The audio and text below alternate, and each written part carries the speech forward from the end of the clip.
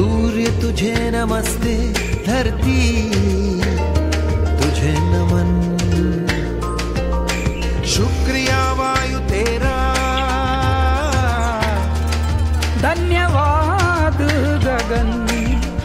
21 जून 2015 यानी वो तारीख जब पूरी दुनिया ने एक साथ भारत की इस प्राचीन विधा को आत्मसात करते हुए करोड़ों लोगों ने एक साथ योग किया। यही वो तारीख है जब वैश्विक स्तर पर योग को उसकी असली पहचान मिली।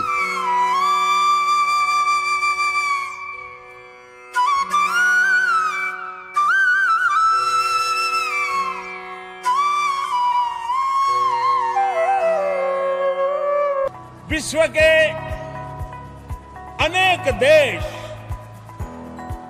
जो न हमारी भाषा जानते हैं, न हमारी परंपरा जानते हैं, न हमारी संस्कृति से परिचित है, लेकिन योग के कारण आज पूरा विश्व भारत के साथ जुड़ने लगा है। योग जो शरीर, मन, बुद्धि को जोड़ता है, वो योग आज विश्व को अपने साथ जोड़ने में बहुत बड़ी अहम भूमिका अदा करा है। योग शारीरिक और मानसिक कल्याण को बढ़ावा देने के सबसे भरोसेमंद साधनों में से एक के रूप में उभरा है। शब्द योग संस्कृत मूल युज से लिया गया है, जिसका अर्थ है जुड़ना। जोड़ना या एकजुट होना, जो मन और शरीर की एकता का प्रतीक है। विचार और क्रिया, संयम और पूर्ति, मानव और प्रकृति के बीच सामंजस्य और स्वास्थ्य और कल्याण के लिए एक समग्र दृष्टिकोण है।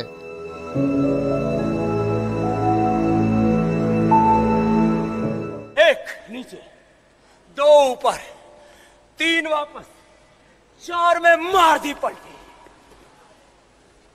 5 में फिर वापस, 6 में फिर उठ गए साथ, फिर ये 7 अब की संख्या में ये अभ्यास पूरा होता है। लेकिन बहुत नियंत्रण आता है इससे अपने शरीर पर।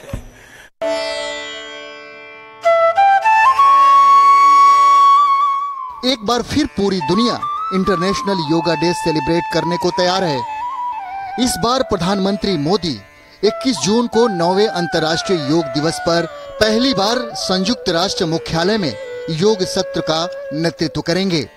पीएम मोदी की अगुवाई में होने वाले योग दिवस समारोह में 180 से अधिक देशों के लोग भाग लेंगे। इनमें कई राजनयिक, कलाकार, शिक्षाविद और उद्यमी शामिल होंगे।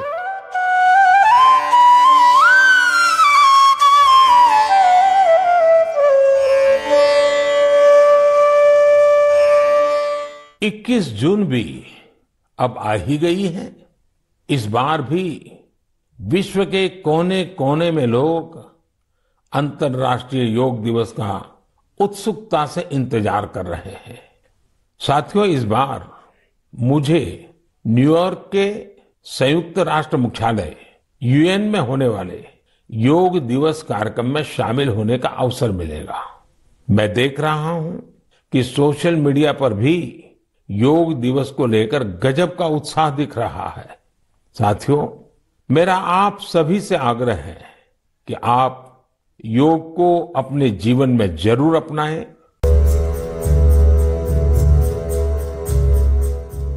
करीब 9 साल पहले प्रधानमंत्री श्री नरेंद्र मोदी के अथक प्रयासों के कारण 21 जून को संयुक्त राष्ट्र महासभा ने अंतर्राष्ट्रीय योग दिवस घोषित किया था। अपने संकल्प में यूएनजीए ने समर्थन किया कि योग जीवन के सभी पहलुओं के बीच संतुलन बनाने के अलावा स्वास्थ्य और कल्याण के लिए एक समग्र दृष्टिकोण प्रदान करता है। योग का अभ्यास करने के लाभों के बारे में जानकारी का व्यापक प्रसार लोगों के स्वास्थ्य के लिए फायदेमंद होगा। पीएम मोदी के अथक प्रयासों और यूनाइटेड नेशन में मिले समर्थन का नतीजा है कि आज भारत नहीं, पूरी दुनिया योग का लाभ ले रही है।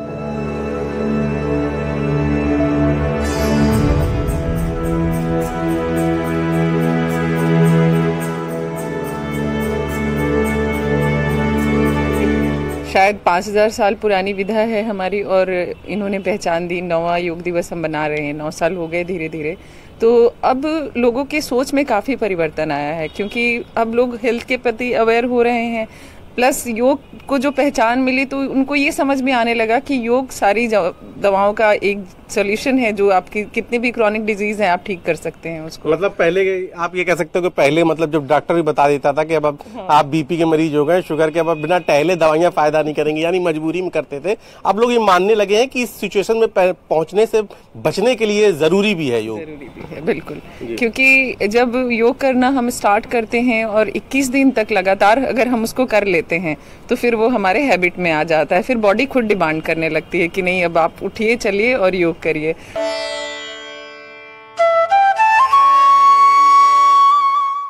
योग सिर्फ निरोग रहने का मंत्र नहीं है, बल्कि एक साधना है जो सिर्फ शरीर को ही स्वस्थ नहीं रखता, बल्कि मन, विचार और चेतना में भी नई ऊर्जा का संचार करता है। Bureau report, news 18।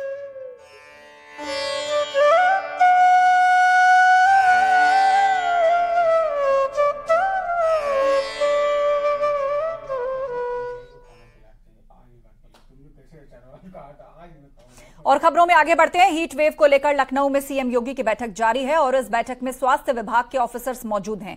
इसके अलावा मुख्य सचिव दुर्गा शंकर मिश्र और प्रमुख सचिव राजस्व भी मौजूद हैं। तो प्रदेश में हीट वेव के बढ़ते हालात को लेकर मुख्यमंत्री योगी आदित्यनाथ एक बैठक कर रहे हैं और यह बैठक लगातार चल रही है, जिसमें स्वास्थ्य विभाग के ऑफिसर्स मौजूद हैं, साथ में मुख्य सचिव दुर्गा शंकर मिश्र और प्रमुख सचिव राजस्व भी इस बैठक में हिस्सा ले रही हैं। ये बैठक लगातार जारी है। बढ़ते तापमान और हीट वेव को देखते हुए उत्तर प्रदेश के अंदर कई लोगों की मौत हुई है और लगातार इससे जुड़ी हुई समस्याएं उपचार हेतु अस्पताल भी पहुंच रही हैं। तो ऐसे में इसको लेकर एक महत्वपूर्ण बैठक सीएम योगी कर रहे हैं। हीट वेव को लेकर लखनऊ में सीएम योगी की बैठक जारी है।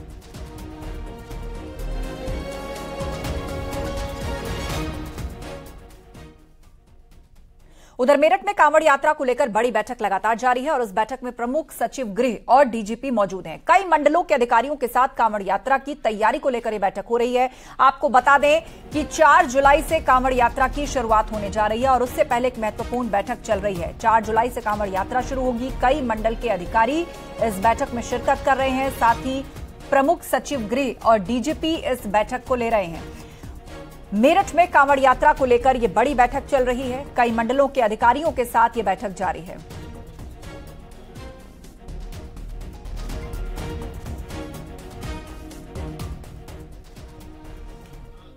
उधर गोरखपुर की गीता प्रेस को गांधी शांति पुरस्कार दिया जाएगा। अहिंसक और अन्य गांधीवादी तरीकों से सामाजिक, आर्थिक और राजनीतिक परिवर्तन की दिशा में उत्कृष्ट योगदान के लिए यह पुरस्कार गीता प्रेस को दिया जा रहा है। प्रधानमंत्री मोदी ने गीता प्रेस को पुरस्कार के लिए चुने जाने पर बधाई दी और क्षेत्र में उसके योगदान की सराहना की। वहीं प्रेस के प्रबंधक ने बड़ा ऐलान किया है। गीता प्रेस गोरखपुर ने गांधी शांति पुरस्कार की राशि लेने से इनकार कर दिया। गीता प्रेस सरकार से सिर्फ सम्मान पत्र लेगा, वो 1 करोड़ की पुरस्कार राशि नहीं लेगा।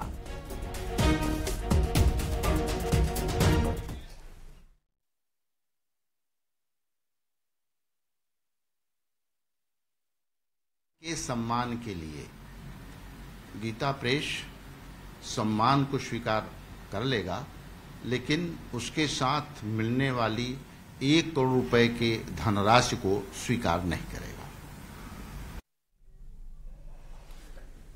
उधर गीता प्रेस गोरखपुर को गांधी शांति पुरस्कार देने के फैसले पर कांग्रेस भड़क गई है। कांग्रेस नेता जयराम रमेश ने ट्वीट करके लिखा है कि यह सावरकर और गोडसे को पुरस्कार देने जैसा है। वरिष्ठ नेता जयराम रमेश ने लिखा कि शताब्दी वर्ष मना रही गोरखपुर स्थित गीता प्रेस को शांति पुरस्कार 2021 देने का फैसला लिया गया। उन्होंने कहा कि अक्षय मुकुल की 2015 में लिखी गई एक बहुत अच्छी जीवनी है, जिसमें उन्होंने महात्मा गांधी के साथ बनते बिगड़ते रिश्तों की बात कही।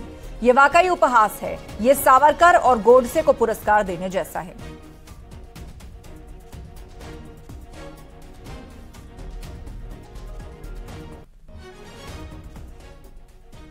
उधर कांग्रेस नेता जयराम रमेश के ट्वीट पर बीजेपी नेता मुख्तार अब्बास नकवी ने प्रतिक्रिया दी है। नकवी ने कांग्रेस पर निशाना साधते हुए कहा कि कांग्रेस को इस पर आपत्ति नहीं होनी चाहिए।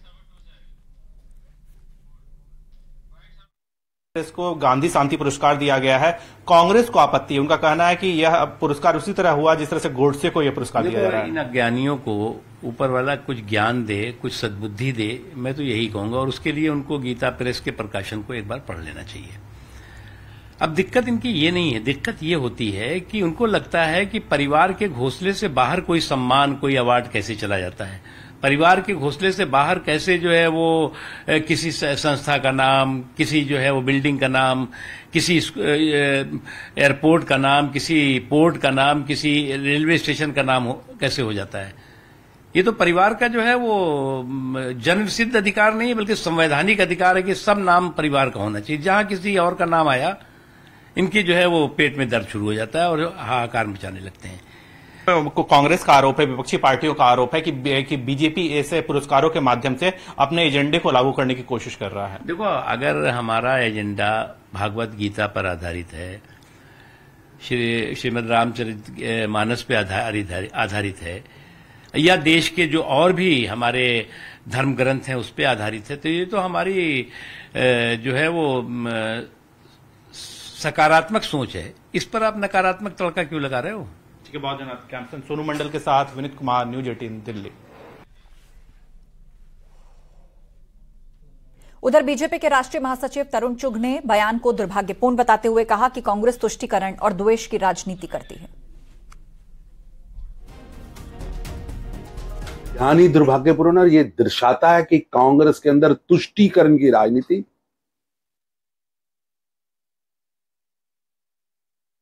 और द्वेष की राजनीति। ये पुरस्कार ओमान के सुल्तान को दिया जा सकता है, बांग्लादेश के शेख मुजीबुद्दीन साहब को दिया जा सकता है, नेल्सन मंडेला को दिया जा सकता है, रामकृष्ण मिशन को दिया जा सकता है, बांग्लादेश के ग्रामीण बैंक को दिया जा सकता है, विवेकानंद केंद्र को दिया जा सकता है, अक्षय पात्र को दिया जा सकता है, सुलभ इंटरनेशनल को दिया जा सकता है। सभी ठीक दिए गए, तो गीता प्रेस को देने में क्या दिक्कत है, मेरे को समझ नहीं आता। तो गीता प्रेस को पुरस्कार दिए जाने की घोषणा पर कांग्रेस नेता जयराम रमेश की टिप्पणी पर अब बीजेपी और वीएचपी ने कड़ी प्रतिक्रिया दी है। बीजेपी महासचिव दुष्यंत गौतम ने कहा कि कांग्रेस मुस्लिम लीग के छोटे भाई की तरह काम कर रही है। इनको मुस्लिम लीग सेक्युलर लगती है और वो मुसलमानों को खुश करने के लिए हिंदू और हिंदुत्व के लिए काम करने वालों का विरोध करती है। अपना पूरे 100 वर्ष का अमूल्य जीवन इस विश्व के कल्याण के लिए लगा दिया। असंख्य पुस्तकों के माध्यम से करोड़ों करोड़ विश्व के लोगों के अंदर बहुत बड़ा जागरण का काम किया, और उसको गांधी शांति पुरस्कार करने का विरोध कर रही कांग्रेस। देखिएगा, उनको मुस्लिम तुष्टीकरण और मुस्लिम माइनॉरिटी में पहला हक, संसाधनों में पहला हक माइनॉरिटी का है, और मुस्लिम लीग सेकुलर है। ये अपने आप को एक मुसलमानों के दाएं बाएं में घुमाना चाहते हैं। खाली हिंदुओं को इसलिए गाली बकते हैं, हिंदू किसी भी काम को होगा, हिंदुत्व किसी काम को होगा, हमारे सनातन कोई बात, उसको गाली इसलिए बकते हैं कि मुसलमानों को अच्छा लगे। इनका कोई भी नहीं है। नहीं तो अगर ये कांग्रेस के इतिहास में जाके देखें तो गांधी जी ने उनको छोटा भाई कहा था, जवाहरलाल नेहरू जी ने, इंदिरा गांधी ने उनको क्रांतिकारी कहा था। लेकिन अब ये किसी विचारों के नहीं है, खाली एक मुस्लिम लीग की सेकंड टीम के तरीके से काम कर रहे हैं।